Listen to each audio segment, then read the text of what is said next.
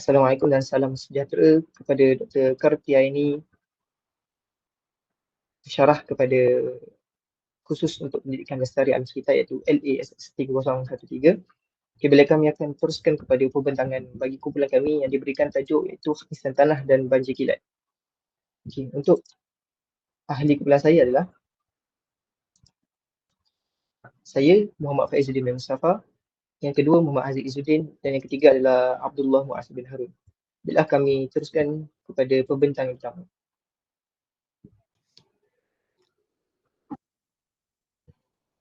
Okey, baiklah. Assalamualaikum warahmatullahi wabarakatuh dan salam sejahtera. Seterusnya, apakah yang dimaksudkan dengan hakisan tanah? Hakisan tanah adalah bermaksud ialah proses pemecahan ketulan-ketulan tanah di permukaan bumi dan pemindahannya ke tempat lain oleh air atau angin yang bergerak. Dan ia merupakan salah satu tragedi yang berkaitan dengan kegelonsoran tanah dan boleh menyebabkan kematian. Dan ia juga merupakan kejadian geologi yang termasuk sebahagian besar pergerakan tanah seperti batu jatuh, kegagalan dalam cerun dan juga aliran sampah yang cetek. Apakah punca berlakunya hakisan tanah ini? Saya bagikan kepada dua, punca geologi dan juga perbuatan manusia. Yang pertama, hakisan oleh air. Hakisan oleh air boleh terbahagi kepada beberapa jenis, 4 kategori iaitu percikan, galur atau lurah kecil, gerakan jisim dan hakisan sungai. Hakisan air bermula dengan titisan-titisan hujan yang terdedah ke tanah dalam jangka masa yang panjang dan akan mencungkil tanah tersebut dan merosakkan proses penggranulan dan percikannya bertindak sebagai ejen pengangkutan bagi sesetengah keadaan. Itu yang pertama. Yang kedua, hakisan oleh angin. Hakisan jenis ini ialah semua jenis tanah dan sepihan-sepihan batu ini ditiup oleh angin ke tempat lain. Dan di kawasan lembap, hakisan angin selalu diketepikan kerana kesannya jarang sekali teruk berbanding dengan kesan hakisan air. Yang ketiga adalah hakisan oleh salji dan glazier. Hakisan glazier terhad kepada gunung-gunung tinggi seperti ALP dan Rocky dan sedikit sebanyak di kawasan garisan lintang tinggi. Seterusnya adalah punca yang disebabkan oleh perbuatan manusia, iaitu yang pertama, pertanian pindah, iaitu penebangan pokok secara besar-besaran untuk membuka tanah baru bagi aktiviti penanaman. Dan oleh itu, kawasan tersebut terdedah kepada hakisan. Dan kawasan itu akan hilang pokok, maka ini akan menyebabkan air larian permukaan tidak dapat meresap ke dalam tanah akibat tidak mempunyai akar tumbuhan yang menyerap air dan juga tidak mempunyai akar untuk mencengkam tanah. Itu yang pertama. Yang kedua, perumahan, iaitu penebangan dan pembakaran hutan untuk membuka tanah secara tidak keterkawan bagi menjadikan ia sebagai tapak pembinaan. Dan juga tanah secara langsung mendedahkan kepada hakisan. Apabila hari hujan, tanah dan batu di tapak pembinaan akan mengalir bersama air hujan ke dalam sungai yang berhampiran dan ini akan menyebabkan air sungai menjadi keruh dan kotor. Seterusnya adalah punca disebabkan pembalakan, iaitu penebangan pokok untuk memenuhi keperluan sekunder telah mendorong kepada pembukaan tanah secara meluas dan kehilangan hutan menyebabkan berlakunya kehilangan kawasan tadahan air. Dan apabila hujan turun dengan lebatnya, permukaan tanah yang terdedah akan tercungkil dan menyebabkan hakisan tanah berlaku. Itu yang ketiga. Dan yang keempat adalah perlombongan. Aktiviti perlombongan dijalankan secara besar-besaran untuk memenuhi keperluan masyarakat sekarang dan akibat daripada aktiviti perlombongan ini telah menyebabkan tumbuhan-tumbuhan musnah dan secara tidak langsung telah membawa kepada kerosakan ekosistem.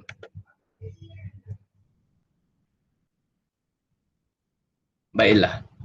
Itu isu yang pertama. Isu yang kedua yang ingin kami sentuhkan berkaitan dengan isu alam sekitar banjir kilat. Apa yang dimaksudkan dengan banjir kilat?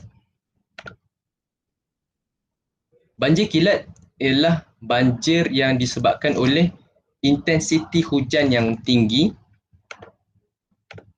dan berlaku setempat hingga mengakibatkan kenaikan dan penurunan air dalam masa yang singkat, iaitu kurang daripada 6 jam, dan disebabkan kenaikan air dalam masa yang singkat ini, masyarakat tidak bersedia untuk menyelamatkan harta benda, dan hal ini menyebabkan kerugian dari segi harta benda, dan juga ini boleh menyejaskan emosi dan mental masyarakat setempat ketika menghadapi masalah banjir kilat ini.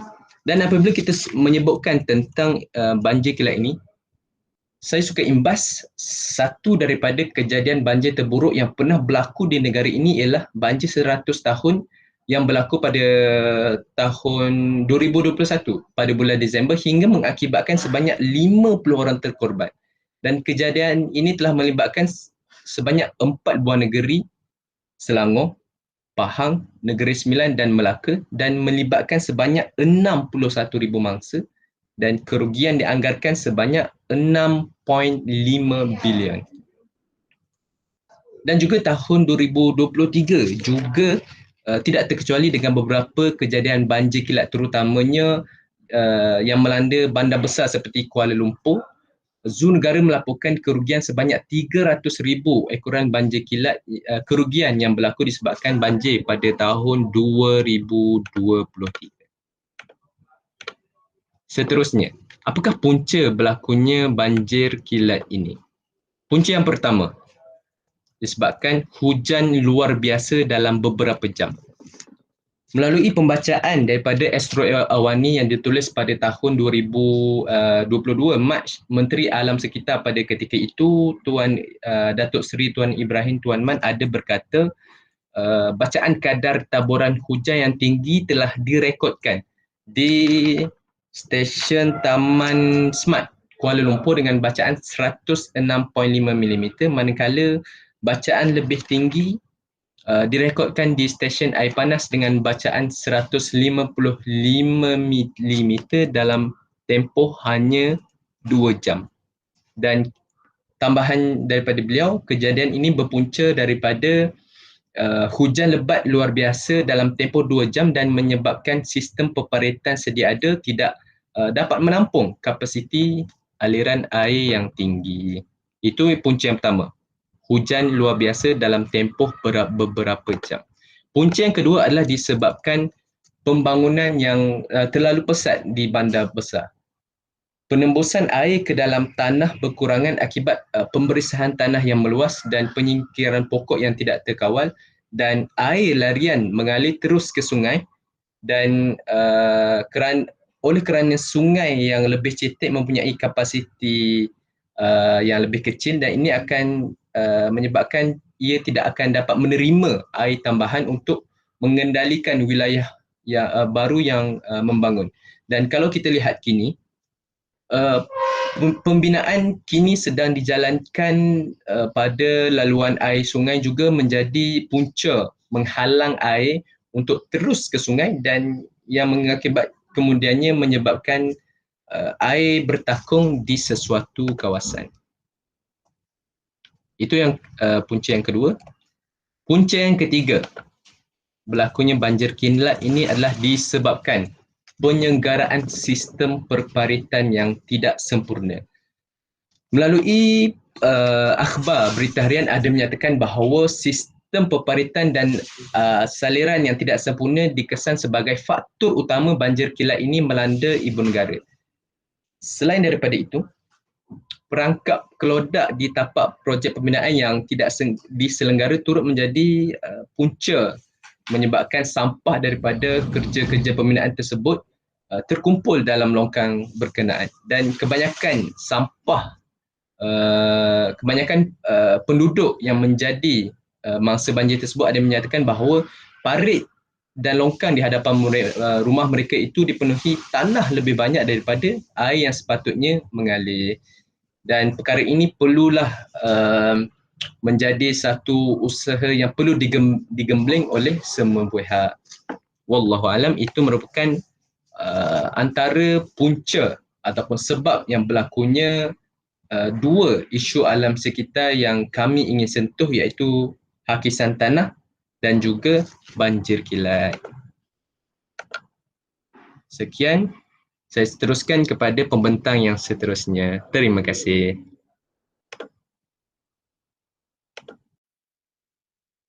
Okay, saya Muhammad Aziz akan meneruskan pembentangan kami. Saya akan dalam pembentangan ini saya akan menerangkan tentang kesan-kesan kepada dua perkara, iaitu yang pertama ialah hakisan tanah dan yang kedua adalah banjir kilat. Okey, mari kita pergi kepada perkara yang pertama, iaitu hakisan tanah. Okey, apakah kesan yang dibawa ataupun yang disebabkan oleh hakisan tanah ini? Yang pertama adalah tanah runtuh. Okey, bagaimana hakisan tanah ini boleh menyebabkan tanah runtuh? Apabila tanah itu terhakis, maka tanah itu akan dalam tanah itu akan menjadi longgar ataupun ada ruang-ruang di mana udara boleh masuk ke dalam tanah itu, dan disebabkan oleh ruang-ruang tersebut, tanah itu boleh runtuh. Dan tanah yang runtuh ini boleh menyebabkan beberapa perkara yang berkaitan dengannya. Contohnya, seperti mana tengok isu-isu yang saya berikan di sini, ialah tanah runtuh yang berlaku di di kawasan Taman Bunga Raya, menyebabkan 50 orang penghuni diarahkan berpindah ke tempat yang lebih selamat, kerana kejadian tanah runtuh ini merupakan satu perkara ataupun kejadian yang boleh membahayakan keselamatan penghuni-penghuni yang tinggal di kawasan tersebut. Dan yang kedua, tanah runtuh Cameron Highland, tanah runtuh yang berlaku di Cameron Highland. Seperti mana yang dapat dilihat dalam gambar ini, Cameron Highland, tanah runtuh yang berlaku ini di sekitar-sekitarnya adalah kita boleh nampak hijau-hijau. Hijau-hijau itu merupakan satu tanaman. Tanaman yang memberikan meningkatkan ekonomi negara. Namun apabila tanah runtuh menghimpap tanaman itu akan merosak, seterusnya akan mengakibatkan kemelesetan dalam ekonomi negara. Okey, yang seterusnya, hakisan tanah yang kedua adalah pencemaran air.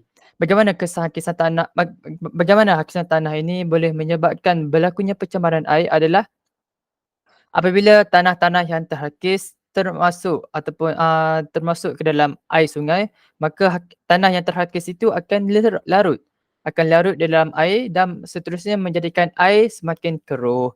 Seperti mana yang dapat lihat dalam gambar hiasan tu, sebelah kanan adalah air yang bersih yang tidak terlarut oleh tanah yang terhakis, dan yang sebelah itu adalah gambar air yang menjadi keruh setelah tanah yang terhakis itu terlarut di dalamnya. Dan timbul juga beberapa isu semasa yang berkaitan dengan pencemaran air yang menjadi keruh ini. Contohnya yang berlaku di Sungai Keling dan juga di Sungai Pasir Keruh, Onsa Maju. Okey, yang ketiga, kesan daripada hakisan tanah ini boleh mengganggu ekosistem. Bagaimana hakisan tanah ini boleh mengganggu ekosistem? Berdasarkan apa yang saya bentangkan sebentar tadi, iaitu dua perkara yang disebabkan oleh yang berlaku apabila terjadi hakisan tanah, iaitu tanah runtuh dan juga air yang keruh. Okey, tanah runtuh ini yang pertama boleh mengancam hidupan seperti manusia dan juga binatang. Bagaimana tanah runtuh ini boleh mengancam? Kerana apabila berlakunya tanah runtuh ini, yang berlaku secara tiba-tiba, dia boleh menghampap sama ada manusia ataupun binatang. Dan apabila tanah runtuh ini berlaku secara kerap, akan mengancamlah hidupan manusia dan binatang. Seperti mana yang dilihat dalam gambar isu semasa ini, iaitu dua pekerja maut timbul runtuhan tanah.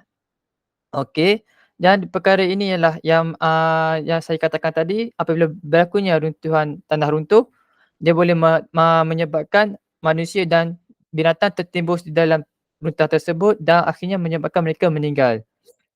Dan yang kedua adalah air yang keruh.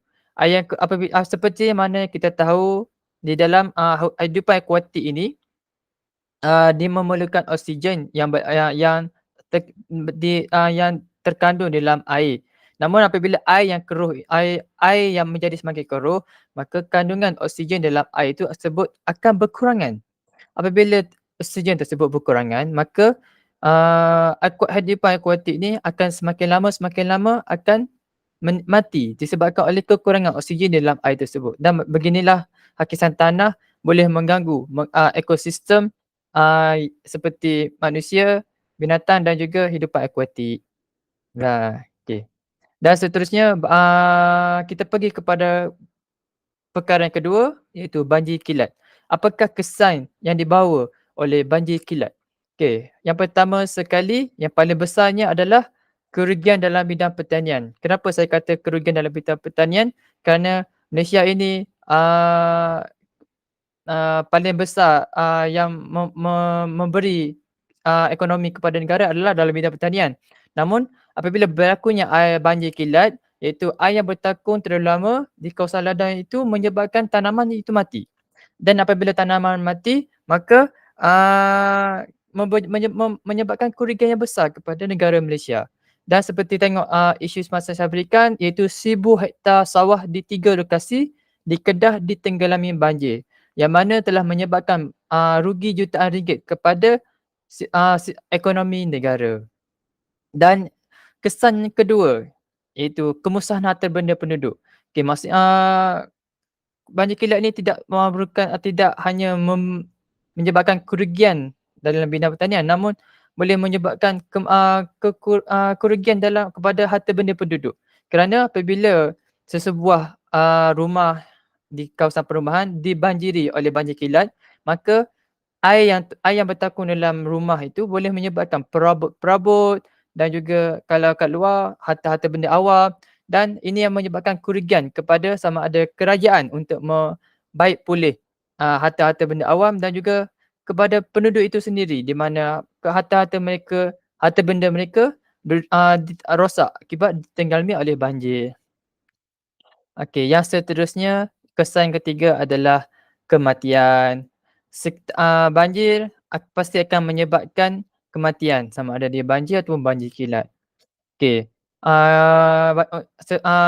Khususnya banjir kilat, kerana banjir kilat ini antara sebab faktor yang pertama yang boleh menyebabkan kematian adalah banjir menyebabkan pelbagai penyakit tersebar. Bagaimana dia menyebarkan penyakit? Kerana apabila banjir, dia terdapat pelbagai kimia atau pelbagai bakteria yang kita tidak dapat lihat tersebar melalui air yang dibawa oleh banjir tersebut.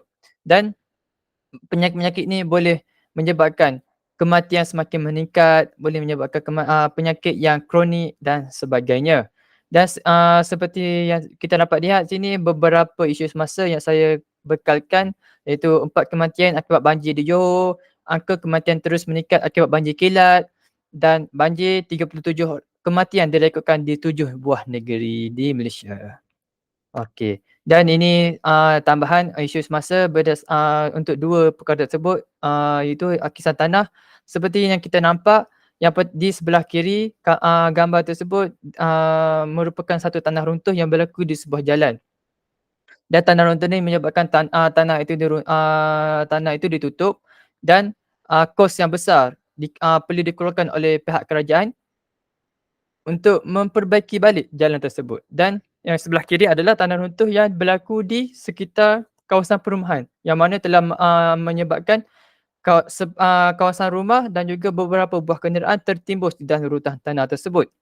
Dan untuk perkara kedua, itu banjir kilat. Seperti kita nampak, 19 rumah di Baling terjejas akibat banjir kilat. Dan nampak pihak-pihak yang terlibat, yang bertanggungjawab membantu memindahkan penduduk-penduduk yang terkandas di dalam banjir ke tempat yang lebih selamat. Dan juga hujan berterusan, beberapa kawasan di Pulau Pinang dilanda banjir kilat yang menyebabkan keadaan itu susah untuk bergerak, dan banyak juga kereta yang ditenggelami air dan tidak boleh hidup. Maksudnya rosaklah disebabkan oleh banjir kilat. Okey, setakat itu sahaja daripada saya berkaitan dengan kesan-kesan yang dibawa oleh hakisan tanah dan juga banjir minat. Terima kasih.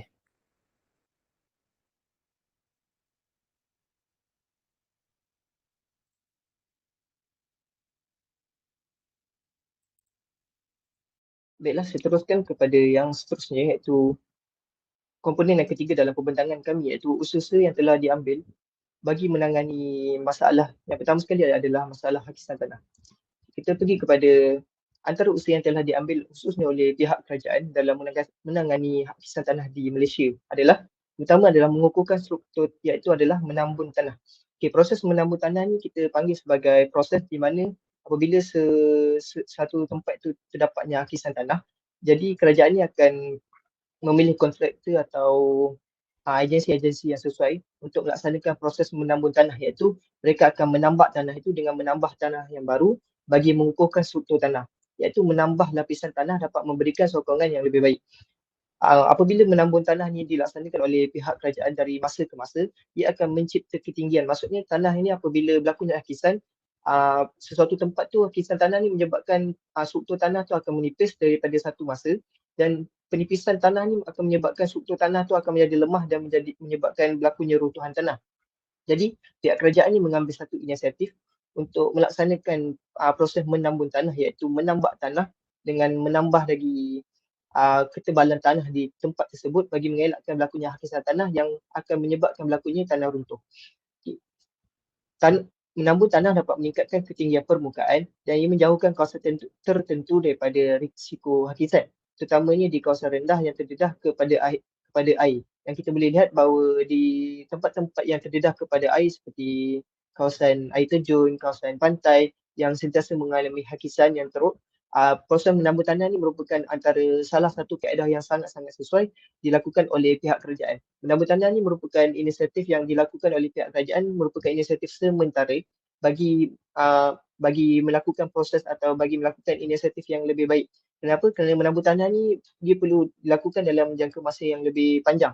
Maksudnya dari masa ke masa kerajaan perlu menambun tanah, kerana apabila tanah ni ditambun, ia juga akan dihakis dari masa ke masa, dan dihakis akan menyebabkan hakisan tanah menjadi lebih teruk. Jadi memerlukan satu proses atau memerlukan kepada penyelesaian yang lebih baik berbanding menambun tanah. Jadi pada slide ni kami letakkan tanda tick tanda right menunjukkan bahawa proses menambun tanah ni merupakan langkah yang telah diambil oleh pihak kerajaan, dan langkah ni adalah baik dan langkah ni adalah sesuai untuk mengelakkan hakisan tanah.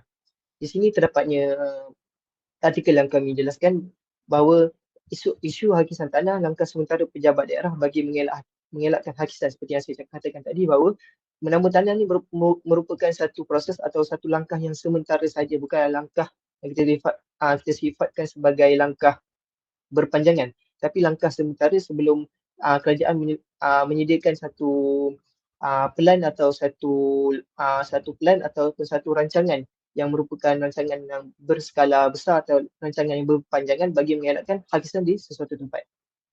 Okay, seterusnya adalah menanam rumput. Menanam rumput ni menanam rumput merupakan satu proses yang telah diambil oleh pihak kerajaan atau telah dilaksanakan oleh agensi-agensi di Malaysia seperti agensi Jabatan Kerja Raya, agensi alam sekitar yang berperanan bagi menstabilkan tanah, iaitu akar rumput membantu mengikat partikel tanah, mengurangkan pergerakan tanah akibat aliran air atau angin.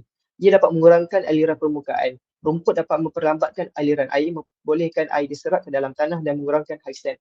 Menanam rumput ni merupakan satu proses yang kita lihat sebagai inisiatif yang terbaik bagi melambatkan proses hakisan tanah di suatu tempat. Kenapa? Kerana perkara ini juga kita boleh lihat contoh dia secara berhadapan dengan kami yang apabila berlakunya hakisan tanah dan tanah runtuh di Institut Pendidikan Guru Kampus Bahasa Antarabangsa, dan kerajaan atau pihak Jabatan Kerja Raya menggunakan rumput sebagai satu benteng untuk mengelakkan atau memperlambatkan hakisan tanah. Kenapa? Kerana rumput ni merupakan satu hidupan atau satu tumbuhan yang mempunyai struktur akar yang sangat-sangat kuat, dan akar rumput ini berfungsi sebagai penahan atau sebagai pengikat antara partikel-partikel tanah yang berperanan untuk mengelakkan tanah ini daripada terhakis dan tanah ini daripada runtuh. Jadi apabila adanya rumput ni akan menjadi benteng yang menahan tanah tersebut daripada terhakis. Jadi rumput ini merupakan satu perkara atau satu elemen yang sangat penting dalam memastikan bahawa tanah tanah di suatu tempat tu tidak terhakis. Rumput ni membentuk lapisan merupakan satu bentuk lapisan penutup, iaitu rumput bertindak sebagai lapisan pelindung yang menghalang air dari menyentuh permukaan tanah yang boleh menyebabkan hakisan. Seperti yang kita tahu bahawa apabila terdapatnya aliran air di suatu tanah atau suatu cerun, jadi aliran air ini akan menyebabkan berlakunya pergerakan antara molekul-molekul tanah. Jadi rumput ni merupakan satu pelindung yang mengelakkan, yang membendung, kita lihat sebagai membendung tanah ni daripada dialirkan oleh air. Jadi apabila air dan tanah ni tidak bersatu, maka hakisan tanah dan tanah runtuh dapat dielakkan. Jadi rumput ni merupakan satu benteng atau satu, kita panggil sebagai satu penutup antara atau satu pemisah antara air dan tanah itu sendiri. Seterusnya adalah kita tunjuk bahawa ini merupakan contoh yang telah dijalankan oleh pihak kerajaan dalam memastikan bahawa tanah-tanah yang terhakis ni dilitupi oleh tanaman bumi atau dilitupi oleh rumput. Kerana apa? Kerana rumput ni dapat mencegah daripada hakisan tanah yang berpanjangan, dan rumput ni merupakan satu inisiatif yang berpanjangan, bukan inisiatif yang sementara. Jadi kita nyatakan bahawa inisiatif untuk menanam rumput ni merupakan inisiatif yang berjaya atau langkah yang berjaya. Seterusnya adalah pembalakan. Pembalakan seperti yang telah diterangkan sebelum ni, bahawa pembalakan ni merupakan satu punca kepada hakisan tanah. Jadi kerajaan telah mencegah pembalakan ni daripada berlaku dan berleluasa dalam Malaysia ini. Jadi pada kami, apa yang telah dilaksanakan oleh kerajaan untuk mencegah pembalakan, ia tidak berjaya untuk mengurangkan hakisan tanah yang berlaku di Malaysia, kerana kerajaan telah mengarahkan pelbagai agensi penguatkuasaan untuk membendung pembalakan haram yang memberi mudarat kepada masyarakat. Akan tetapi terdapatnya berlaku rasuah dalam kalangan penguatkuasa ini menyebabkan pembalakan haram ni terus berlaku dari masa ke masa. Sebab apa? Bagaimana yang kita lihat bahawa rasuah ni merupakan satu normalisasi dalam kalangan masyarakat atau dalam kalangan penguatkuasa itu sendiri. Kerana apa? Kerana mereka merasakan bahawa gaji yang mereka dapat tidak cukup. Jadi apabila adanya sumber-sumber haram yang ingin memberikan mereka duit, memberikan mereka dana atau rasuah, mereka menerimanya dan menyebabkan pembalakan ini semakin berlaku dari hari ke hari dan menyebabkan terdapatnya lori hantu, terdapatnya pembalakan dalam hutan simpan yang menyebabkan hakisan tanah ni semakin berlaku, dan hakisan tanah ni lah yang menjadi punca utama kepada runtuhan tanah yang menyebabkan kematian atau menyebabkan kehilangan nyawa dan karangan masyarakat itu sendiri. Ini adalah apa yang kami ambil daripada artikel, iaitu isu pembalakan haram. Pihak berkuasa didakwa tutup mata dan yang macam yang kita boleh lihat bahawa Sarawak rekod 264 kes pembalakan haram. 264 kes pembalakan haram ni merupakan satu kes yang sangat-sangat banyak. Kerana apa? Kerana kes-kes ni tidak diambil berat dan tidak dicakna oleh penguatkuasa kerana terdapatnya penguatkuasa yang menerima rasuah. Seterusnya adalah usaha-usaha yang telah dijalankan bagi menangani banjir kilat.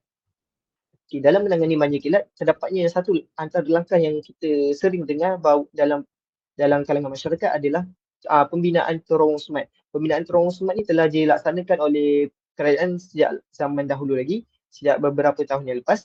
Jadi pembinaan terowong semat ni kami lihat ia merupakan satu inisiatif yang sangat-sangat bijak daripada pemimpin kita sendiri. Kerana apa? Terowong jalan raya atau pengurusan air banjir atau Storm Water Management and Road Tunnel iaitu SMART merupakan satu struktur jalan dan perparitan yang terletak di Kuala Lumpur. Kenapa saya katakan bijak? Kerana sebab terowong SMART ni merupakan satu terowong yang mempunyai dua fungsi. Yang pertama sekali, fungsi terowong SMART ni adalah untuk mengelakkan kesesakan lalu lintas, dan yang kedua, terowong SMART ni berfungsi untuk mengelakkan berlakunya banjir kilat yang terlampau dalam. Apabila berlakunya banjir kilat di Kuala Lumpur, terowong SMART ni akan berfungsi sebagai saliran yang akan mengalirkan air daripada Kuala Lumpur ke sungai-sungai yang berdekatan. Jadi terowong SMART ni memainkan peranan yang sangat-sangat penting dalam mengelakkan banjir kilat yang berlaku. Kerana apa?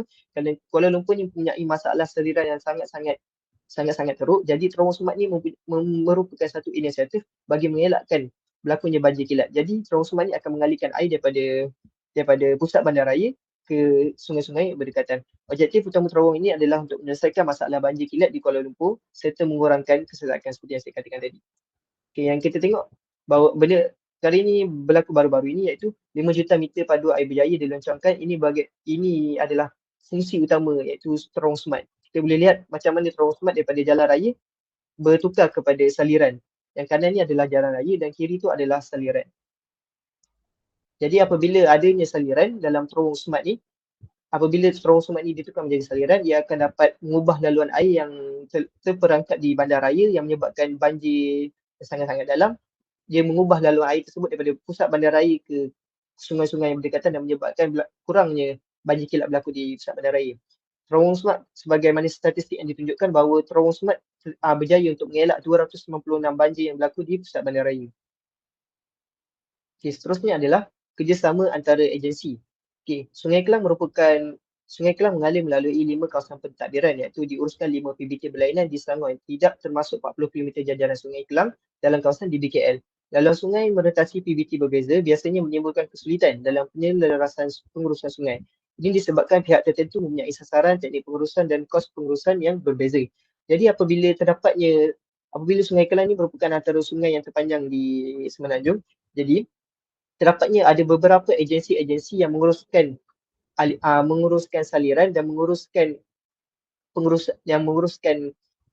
kita panggil sebagai apa, kita menguruskan Sungai Kelang ini tersendiri. Jadi setiap agensi ni, kerajaan telah menetapkan bahawa setiap agensi ni perlu bekerjasama bagi mengelakkan Sungai Kelang ni dinaiki air dan menyebabkan banjir di area Kelang lah kita panggil.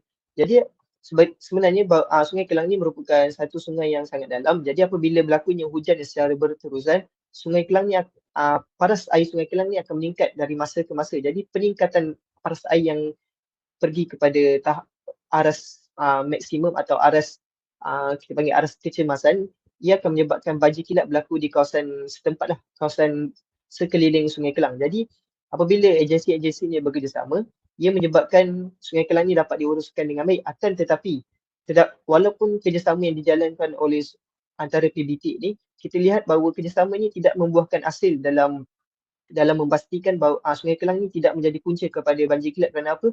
Kerana banjir kilap masih berlaku di kawasan sekeliling Sungai Kelang, kerana walaupun terdapatnya kerjasama antara agensi-agensi tersebut, tetapi agensi-agensi ini tidak menemukan satu cara atau satu plan yang sangat-sangat proaktif atau produktif dalam memastikan Sungai Kelang ini tidak menjadi punca kepada banjir kilap di kawasan sekitar ni lah.